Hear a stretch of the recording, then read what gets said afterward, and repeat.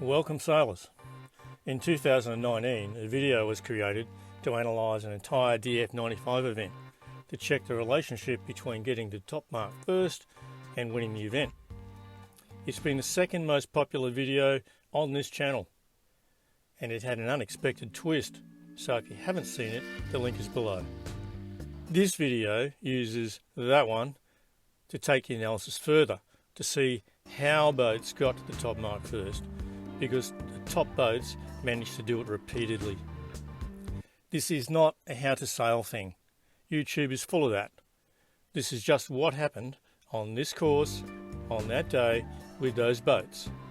So hopefully you'll have fun watching. So here we go. 9, 8, 7, Let's go straight into the first race. 5, 4, 3, 2, 1. So let's set this up. We're at race 1. You'll see the race number in the bottom left. You'll see the list of boats in order that they round the top mark. Now inside that red circle are the two boats who will round first. They've chosen to be there. Clearly they wanted to be as close to that right hand side of the line as they can. 18 really nailed it. Crossed half a second after the gun, or right on the gun. However, 48's decided to get some clear air. He's tacked off, tacked onto port, heading out, and 18 decides he will go out there too, for reasons that we will see shortly. It was a short tack at 48. He's already in the lead. He's already crossed 18, so it's already paid him to tack earlier, and he's steaming off higher and faster into what we can see on the course to be a little more pressure on that side. In the meantime, 18 kept going a little further out, and we can see him steaming back on starboard as well, heading into the top mark. The other boats have had a little more difficulty in that shiny stuff, but they're coming back pretty quickly. So even though there is pressure there, it's shifty, and unfortunately both of those lead boats had to put in a little double tack to get around, which was pretty costly for them. Otherwise, if they had laid it, they would have been around with a really substantial lead. So how did they do it? Firstly, they picked the favoured end of the line. Then they sailed towards pressure that was visible before the start.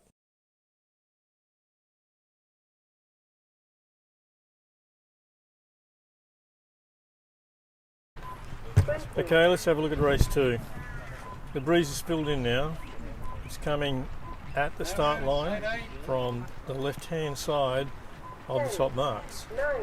We've got a reasonably narrow start line still, so let's see who's picked it and deals with it the best. Let's pause it there right on the start gun. On the left-hand side we've got a group of boats lining up to start on starboard on the right-hand side of the line. Near the left-hand mark, positioned really well, is boat 49. You can see he's picked the conditions. He's planning on starting near the left-hand mark and maybe even planning on a quick port tack to cross the fleet and head directly up the top mark.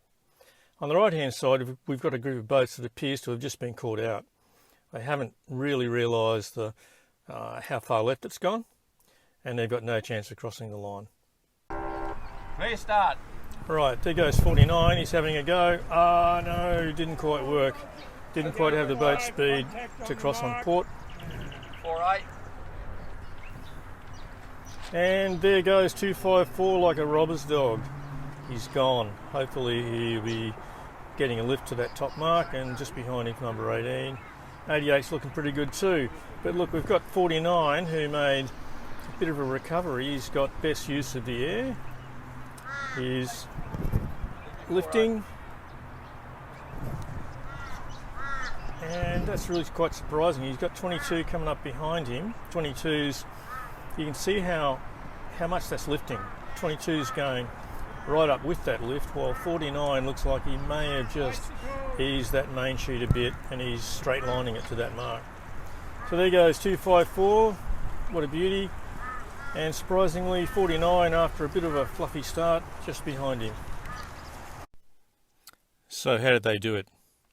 Well, both boats read the conditions correctly before the start. Both boats had a plan, you could see it, and they stuck to it. Well done, guys.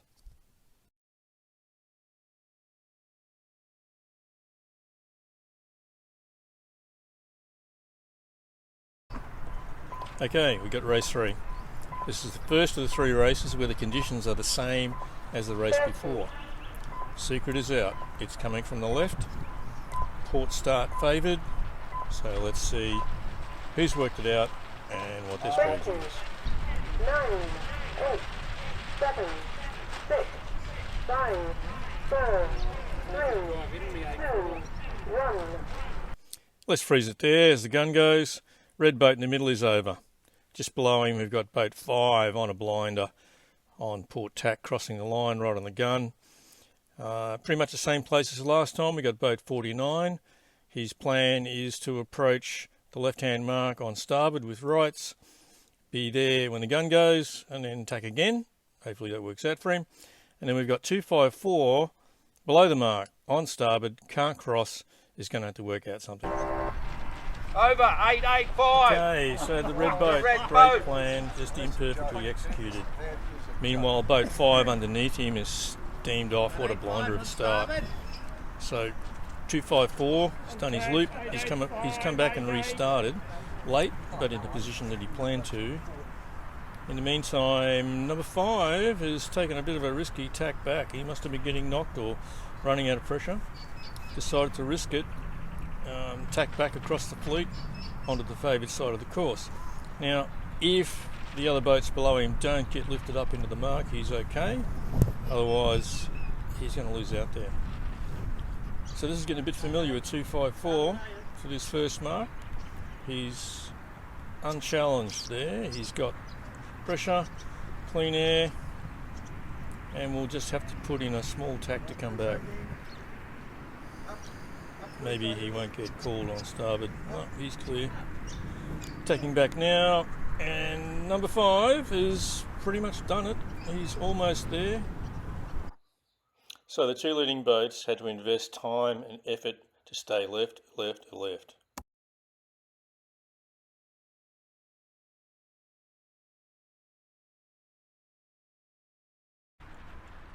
Okay, this is race 4.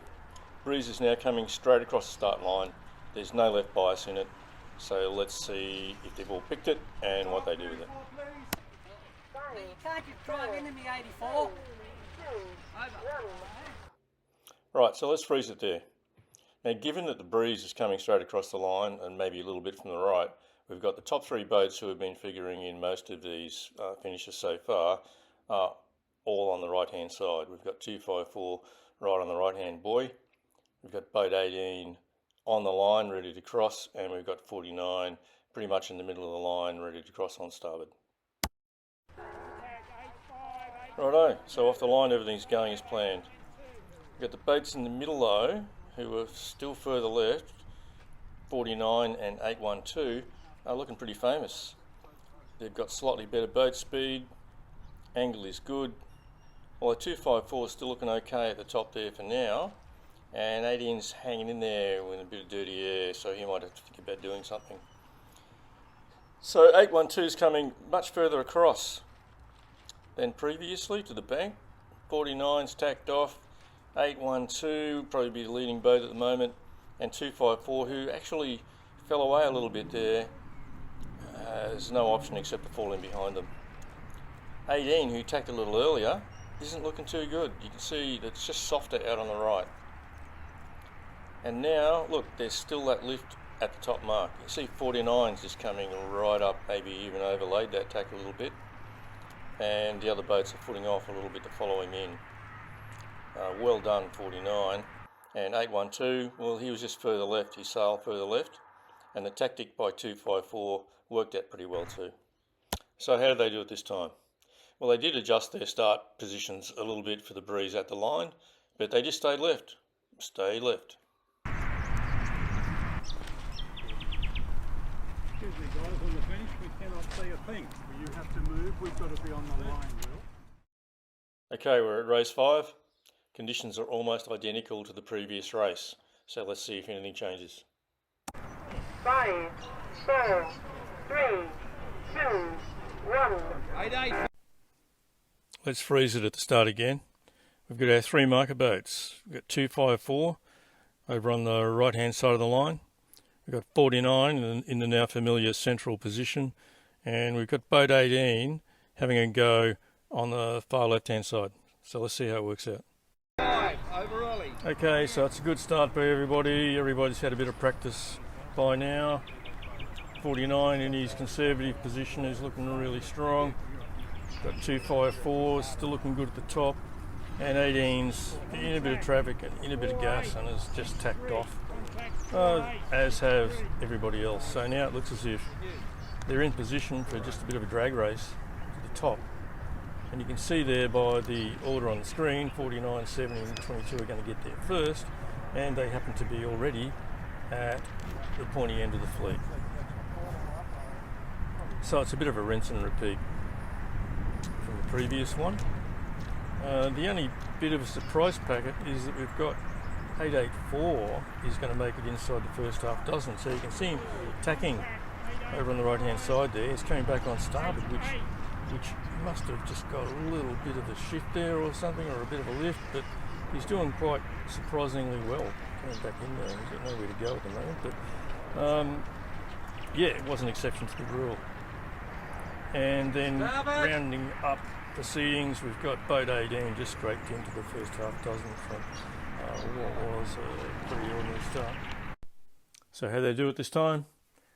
They just did the same as the lead boats did last time.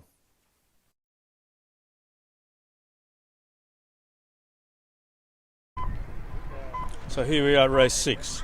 Just to keep it interesting, Huey has thrown in a huge left, maybe a bigger left than the previous races. So we'll see who's picked it and how they do. 3, 2, 1. Okay, let's freeze it there again. On the left hand side, looking at our mocha boats, we've got 254 who looks to be caught in the middle of nowhere really. We've got 49's positioned himself in his favoured position. And it looks as if we've got boat 18 screaming in from the left. See how they go. 88 on starboard. Okay, so it looks like 18's well and truly gone. He's heading out. 88 just behind him. 254 had a bit of a tangle with the boys, so he'll be out of it. And the rest of it will be just a drag race. 49 got a reasonable position at the start, but he's just getting a bit of bad air, maybe off 18.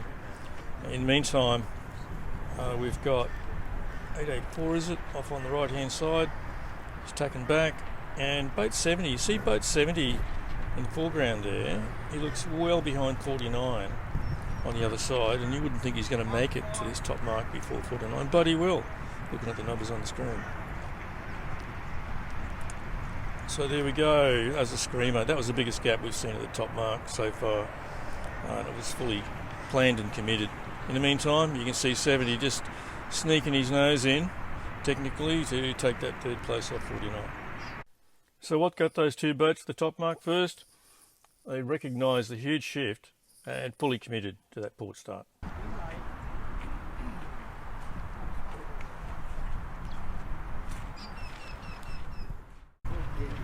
Okay, so we're now at race 7. Forget the big left, it's back to a fairly neutral and fair start line. Let's see how it goes. 5, 4, 3, 2, 1. Okay, let's freeze it at the start. We've got our main leaders in a group in the centre of the line. The rest of the fleet's pretty well spread out. Even 254 is back in the centre. 18 looks like he's just about to be called for over. And 49 is just in a bit of traffic there, so let's see how it goes. Over 1-8. Okay, so they're off. The entire fleet's on starboard. I think that might be a first for this regatta. Over early. Yep, looks like 18 was on course side. It's heading back to restart. And there's 49 is doing a turn. So he's out of it as well, unless he makes a miracle comeback. So that leaves 254 just tacked on to port. everyone else is taking on the port, and we're going to have a drag race at the top. The interesting thing though is that rather than just a couple of boats out there, we've now got a few boats there who weren't previously spending time on this side, who have decided to do just that, get rid of the competition. But again, all the boats on the far right, no chance. They've got to most likely get knocked as they come back to this top mark. You've really got to go into it on port. So well done yet again. 254 gets the gong. 88 coming in on starboard, gentlemen. Followed by 17 and 86, which hasn't previously been up there. 22 snuck in as well. The two lead boats got clean starts at different parts of the line, but just stayed above everybody else.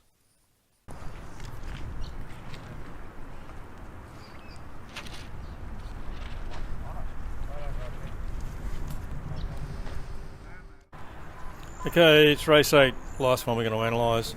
Breeze is coming from the top left, so we've got a port bias line. Boats are setting up now. 5, 4, 3, 2, 1. Okay, let's hold it there one more time. The guy who came first in this regatta is boat 49. He's in his usual position. The guy who came second is boat 18.